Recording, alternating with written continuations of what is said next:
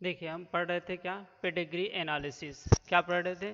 Pedigree analysis. Pedigree analysis क्या है?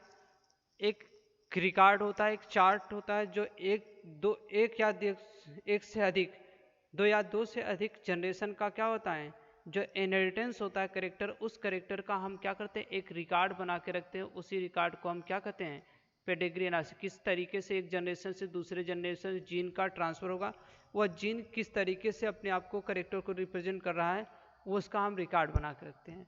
ठीक है, उस रिकॉर्ड से हम क्या करते हैं, एनालिसिस करते हैं कि अगर नेक्स्ट जनरेशन में ये करेक्ट कोई जेनेटिकल डिसऑर्डर होगा कि नहीं होगा। उस तरीके से हम क्या करते हैं, ह्यूमन में बताते हैं कि किस नेक्स्ट जनरेशन में डिजीज होगा कि नहीं होगा। या रिडोमिनेंट कंडीशन में होगा, हम बताएंगे नेक्स्ट जनरेशन में होगा, रिसेसिव में होगा तो नहीं।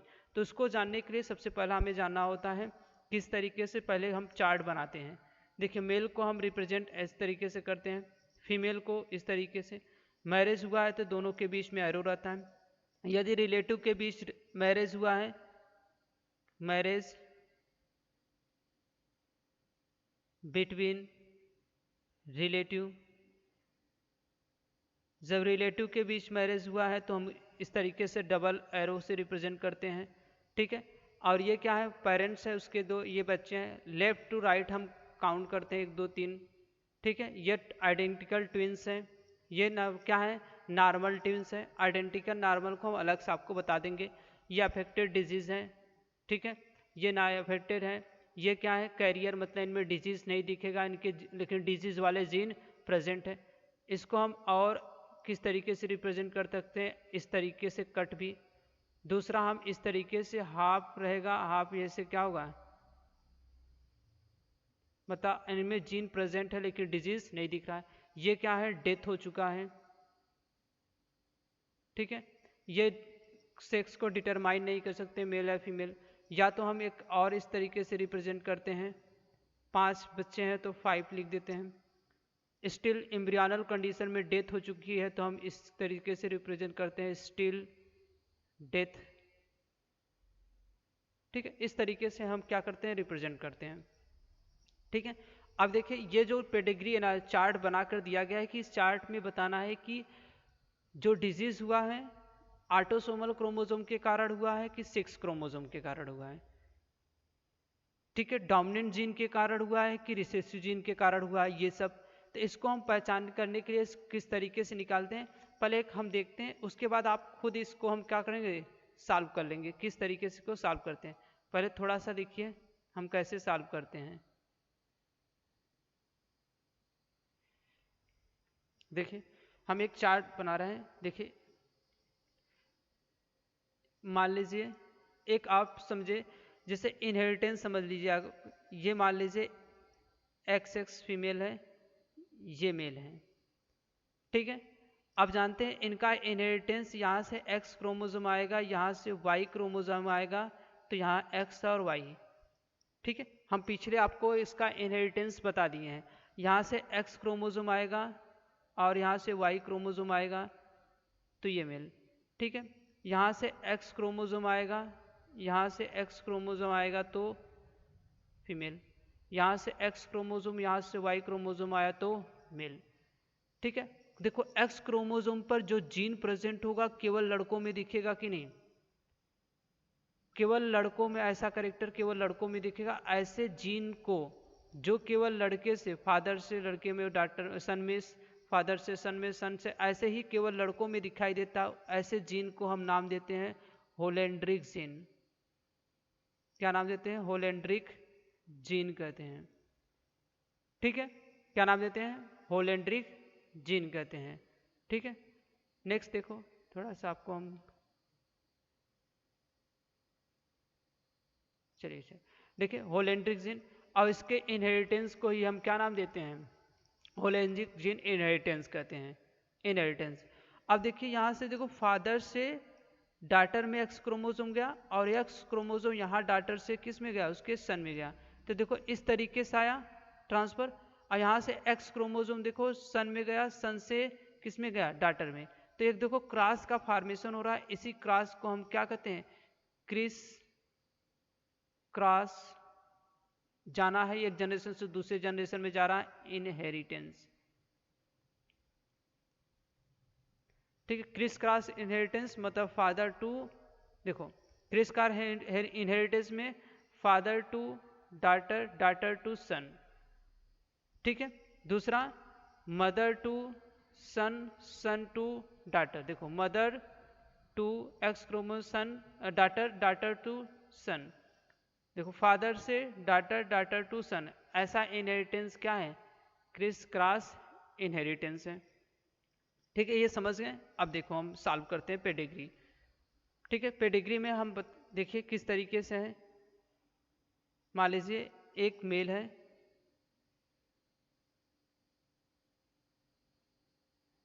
ठीक है, नहीं दिख रहा होगा आपको, ब्लैक से बनाते हैं। देखिए एक मेल है और शादी नॉर्मल फीमेल से हुआ है, ठीक है। इसके कुछ ऑफ स्प्रिंग है, बच्चे हैं। फर्स्ट है लड़का, बॉय। मान लीजिए इस बॉय को डिजीज हुआ है, डिजीज हुआ है तो हम ऐसे रिप्रेजेंट करेंगे कि नहीं, इसको क्या हुआ है, डिजीज हुआ है। फिर सेकेंड मान लीजिए क्या है, गर्ल है। थर्ड प्रोजनी है वो मेल है, लेकिन इसको लड़के को डिजीज नहीं हुआ है, ठीक है। नेक्स्ट क्या है, मान लीजिए गर्ल है, लेकिन इस गर्ल को क्या हुआ है, डिजीज हुआ है। नेक्स्ट क्या है, गर्ल है, नॉर्मल है। हमने बनाया जब कौन सा हो गया, पहला जनरेशन, फर्स्ट जनरेशन, ये कौन सा हो गया, सेकेंड जनरेशन हो गया, ठीक है। अब पहला सबसे पहले हमें आइडेंटिफाई करना है कि जो डिजीज हो रहा है डोमिनेंट के कारण हो रहा है कि रिसेसिव के कारण हो रहा है। जो डिजीज हो रहा है डोमिनेंट के कारण हो रहा है या रिसेसिव के कारण हो रहा है। डोमिनेंट के कारण होता हर जनरेशन में डिजीज दिखता, क्योंकि डोमिनेंट हम पढ़ के आए हैं किसी भी जनरेशन में हिडन नहीं रहता करेक्टर। तो यहाँ पे देखो जनरेशन में करेक्टर तो दिखा नहीं, तो मान लीजिए नहीं दिखा तो कौन सा हो गया, रिसेसिव, क्योंकि यहाँ पे नहीं दिख रहा है मतलब रिसेसिव फॉर्म में था, हो गया। अब नेक्स्ट यहाँ पे देखो इनहेरिटेंस का देखो मामला। अब एक्स मतलब आपको वाई क्रोमोसोम नहीं पढ़ना है, वाई क्रोमोसोम देखते तो यहाँ से देखो केवल एक में जाता, लड़के से इसमें जाता, लेकिन यहाँ से देखो लड़के से और लड़की दोनों में है, वाई क्रोमोसोम नहीं है। एक्स क्रोमोसोम देखिए, एक्स क्रोमोसोम कहाँ से आता, देखिए यहाँ से एक्स क्रोमोसोम आता लड़के में, लड़के में आया, मान लीजिए मदर को एक्स एक्स था, ठीक है, तो यहाँ पे एक्स क्रोमोसोम आया, ठीक है। कहेंगे एक्स क्रोमोसोम मदर से डॉटर में भी जाता है, ठीक है, यहाँ पर भी आया, यहाँ पर एक्स, यहाँ पर वाई। अब कंडीशन एक, यदि इसको डिजीज हुआ है, ठीक है, और इसको डिजीज हुआ है, ठीक है, एक्स क्रोमोसोम के कारण, और इसको भी डिजीज हुआ मतलब रिसेसिव फॉर्म में था, तो रिसेसिव फॉर्म मतलब दोनों पर वही सेम जीन प्रेजेंट होगा तभी ये डिजीज होगा।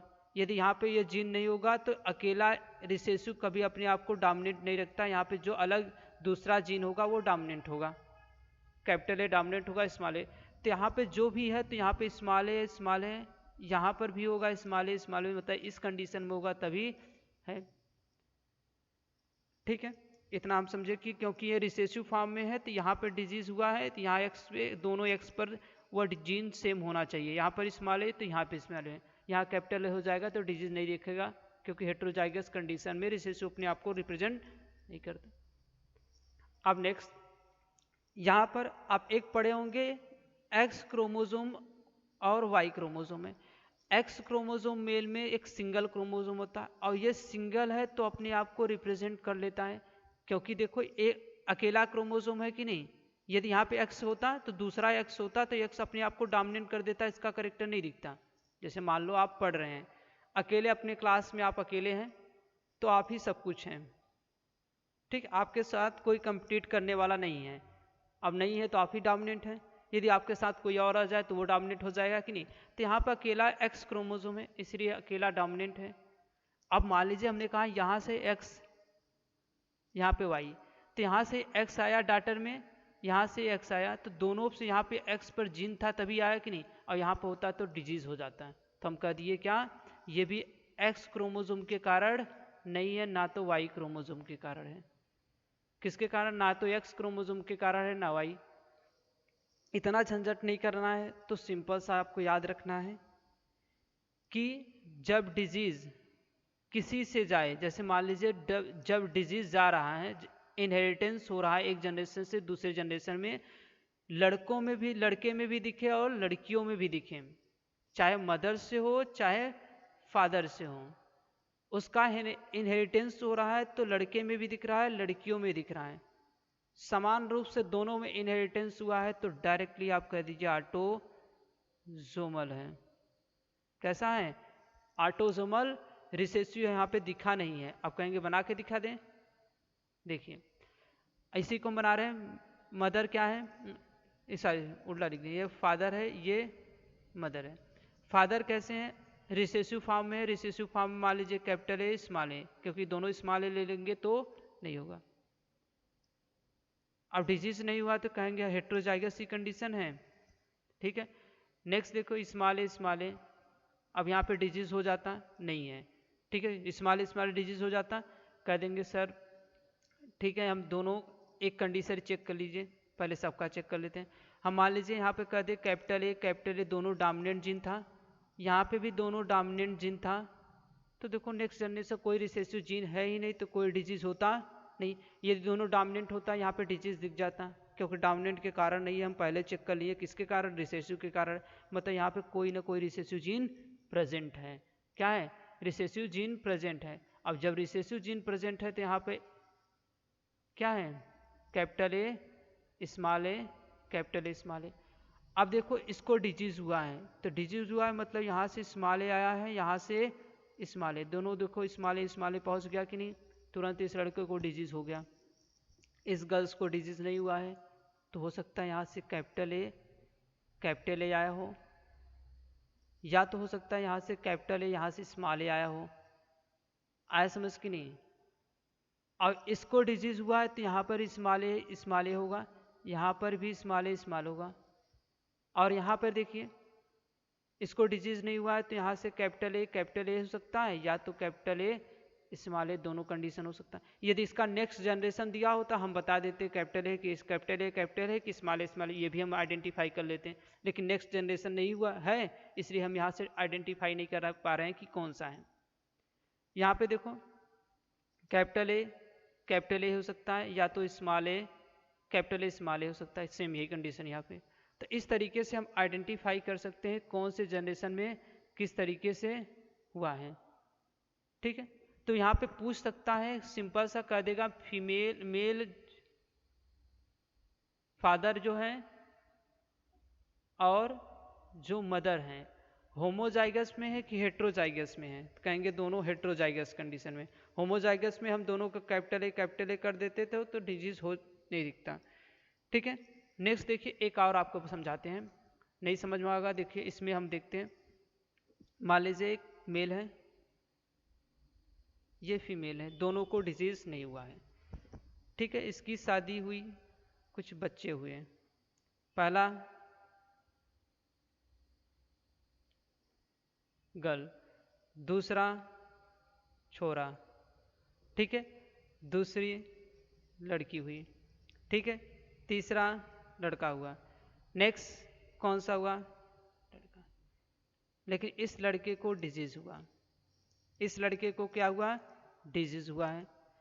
अब इसका शादी हुआ है एक नॉर्मल गर्ल से, इसके जनरेशन में फिर से जो लड़का हुआ इसको डिजीज हुआ है। ठीक है, नेक्स्ट यहाँ पे लड़की को नहीं, यहाँ पे गर्ल्स को नहीं। ठीक है, डिजीज नहीं हुआ। अब पहला चेक करना है डोमिनेंट है रिसेसिव है। पहला आप ये प्रोसेस करिए, डोमिनेंट है रिसेसिव है, हम कहते हैं एक जनरेशन में नहीं दिखा है, दूसरे में दिखा है, तीसरे में दिखा है। यह फर्स्ट जनरेशन है, ये सेकेंड जनरेशन है, ये थर्ड जनरेशन है। एक जनरेशन में नहीं दिखा, कह दीजिए रिसेसिव है। कैसा है? रिसेसिव है। अब ऑटोसोमल है कि एक्स क्रोमोसोम है कि वाई क्रोमोसोम का कारण है?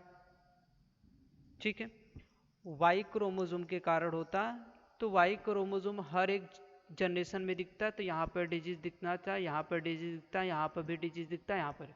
कि वाई क्रोमोसोम केवल लड़कों से प्राप्त होता है और वाई क्रोमोसोम मेल्स टू क्या सन टू ऐसे ऐसे जाएगा, तो मतलब हर जनरेशन में ये डिजीज दिखता, हर लड़कों में दिखता। ठीक है, रिसेसिव फॉर्म में नहीं है क्योंकि अकेला है, तो अकेला अपने आप को रिप्रेजेंट करता है, यहाँ पर रिसेसिव और डोमिनेंट का कोई फैक्टर ही नहीं है। ठीक है, हम कह दिए वाई क्रोमोसोम के कारण नहीं है, कैंसिल, खत्म। एक्स वाला देख लीजिए, एक्स क्रोमोसोम होता है, यहाँ से डोमिनेंट होता है, तो एक्स लड़कों में जाता ही नहीं, ट्रांसफर होता ही नहीं। यहाँ से डिजीज, अब कहेंगे हाँ सर यहाँ से मदर से एक्स आया होगा, यहाँ फादर से वाई, तो डोमिनेंट हो जाएगा, होगा कि नहीं? देखो यहाँ पे देखिए किस तरीके से, यहाँ पे हमने पहले बोल दिया कि एक्स क्रोमोसोम के कारण, वाई क्रोमोसोम के कारण नहीं है, क्योंकि यह क्या वाई क्रोमोसोम से होता था, हर जनरेशन में दिखता। नेक्स्ट क्या है, यहाँ पे क्या डिजीज हुआ है, तो यहाँ पे डिजीज हुआ है तो एक्स क्रोमोसोम के कारण होता है, एक्स क्रोमोसोम के कारण यहाँ पे होता है, यहाँ पे एक्स, तो यहाँ पे देखो डिजीज, यहाँ पे जो लड़का बनता है नॉर्मल होता है, यहाँ पे रिसेसिव फॉर्म में। ठीक है, तो यहाँ पे देखो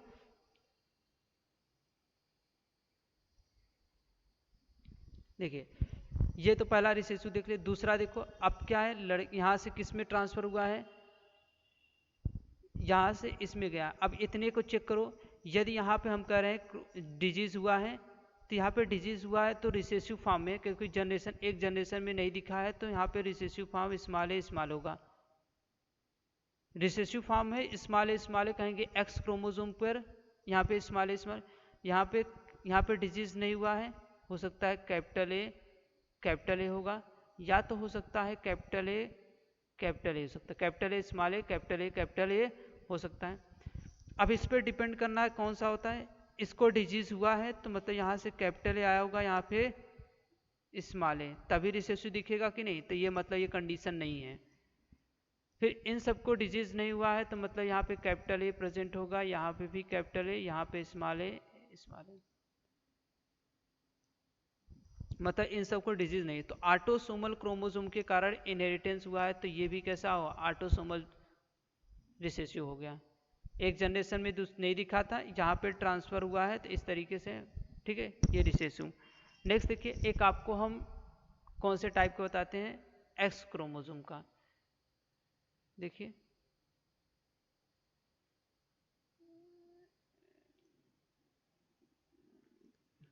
किस तरीके से बताना है।